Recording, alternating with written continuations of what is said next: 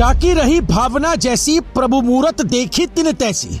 युगों पहले महाकाव्य श्री रामचरितमानस के बालकांड में गोस्वामी तुलसीदास जब ये प्रसिद्ध चौपाई लिख रहे होंगे तो उन्होंने भी नहीं सोचा होगा कि एक वक्त ऐसा भी संसार में आएगा कि उनकी इस रचना का उदाहरण एक ऐसी घटना के लिए किया जाएगा जिसमें महिला के भाव, उसके आंसू, उसकी व्यथा का भी मखौल उड़ाया जाएगा।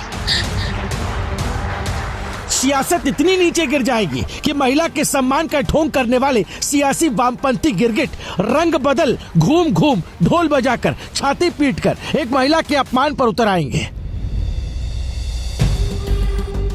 बहन अंकिता भंडारी को इंसाफ दिलाने के लिए सड़क पर उतरकर छाती पीटने का ढोंग करने वाली ये वामपंथी ब्रिगेड की अब पोल खुल चुकी है। कैसे, आपको इस वीडियो में आगे विस्तार से बताएंगे कि कैसे एक महिला के आंसुओं पर राजनीतिक रोटी सेकने वाले ये लोग जो एक बेटी को न्याय दिलाने के लिए अपना एजेंडा लेकर सड़कों पर उतरते, कैसे लोगों को बरगलाते, विधवा विलाप का ढोंग करते, बिन पैंदी के लोटे वाला ईमान लेकर डोलने वाले इन लोगों का कैसे ढोल फटा, कैसे ये तिलमिलाए नजर आने लगे, आपको इस वीडियो में पता चलेगा। सबसे पहले सोशल मीडिया पर तैर रही इन पोस्ट को देख लीजिए। एक खास एजेंडा, नैरेटिव और साजिश के तहत ये पोस्ट चलाए जा रहे हैं।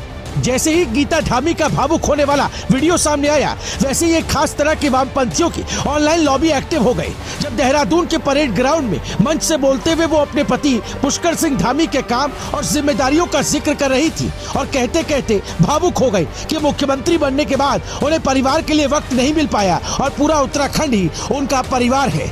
ये एक स्वाभाविक भावुक पल था, लेकिन वामपंथियों ने इसे इंसानी प्रतिक्रिया की तरह देखने के बजाय तुरंत राजनीतिक चश्मे से देखना शुरू कर दिया। हमारे प्रदेश के मुख्य सेवक अगर उनकी माता श्रीमती विष्णा देवी ना होती, वो गृहस्थी ना देखती, तो ये पुष्कर सिंह धामी कैसे निकलते, जिन्होंने आज तक एक दिन अपने प्रदेश की सेवा में अपने घर को नहीं देखा।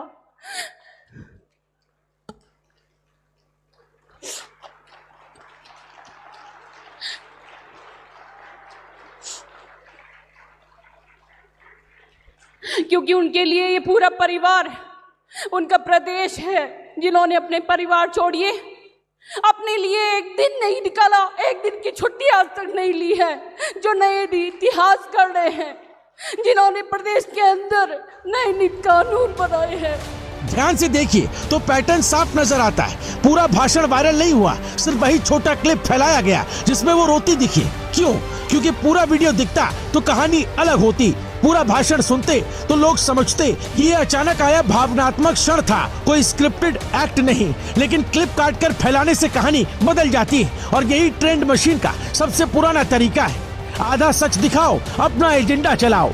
सबसे ज्यादा हैरानी तब हुई जब कुछ पोस्ट ने इस पल को अंकिता भंडारी केस से जोड़ दिया। दो बिल्कुल अलग घटनाओं को मिलाकर माहौल बनाना इन वामपंथी ब्रिगेड और कांग्रेसी आईटी सेल वालों का पुराना तरीका है। लेकिन यहाँ दांव उल्टा उन्हीं पर भारी पड़ गया। लोग कहने लगे कि अब कहाँ गया तुम्हारा महिला सम्मान, अंकिता के लिए आंसू, लेकिन गीता धामी के आंसुओं का मजाक उड़ाते हो, महिला का अपमान करते हो। गीता धामी पर निशाना साधना असल में सिर्फ एक व्यक्ति पर हमला नहीं था, बल्कि उस छवि को कमजोर करने की कोशिश थी जो उनके पति और उनके परिवार के साथ जुड़ी है। क्योंकि राजनीति में विरोधी को सीधे नहीं गिरा सकते तो उसकी छवि पर सवाल उठाओ, ये पुरानी स्ट्रेटेजी है और सोशल मीडिया ने इसे इनके लिए आसान बना दिया है। 10 सेकंड का वीडियो, एक लाइन का कैप्शन और हजारों लोग बिना जांचे शेयर करने को तैयार हो जाते हैं। पूरे मामले का निचोड़ सीधा है। ये विवाद प्री प्लान नैरेटिव जैसा दिखता है। अगर सच में मकसद सच्चाई जानना होता तो ये सियासी गिद्ध पूरा वीडियो ढूंढते, संदर्भ समझते, फिर राय बनाते। लेकिन फिर इनका मंसूबा कहाँ पूरा होता?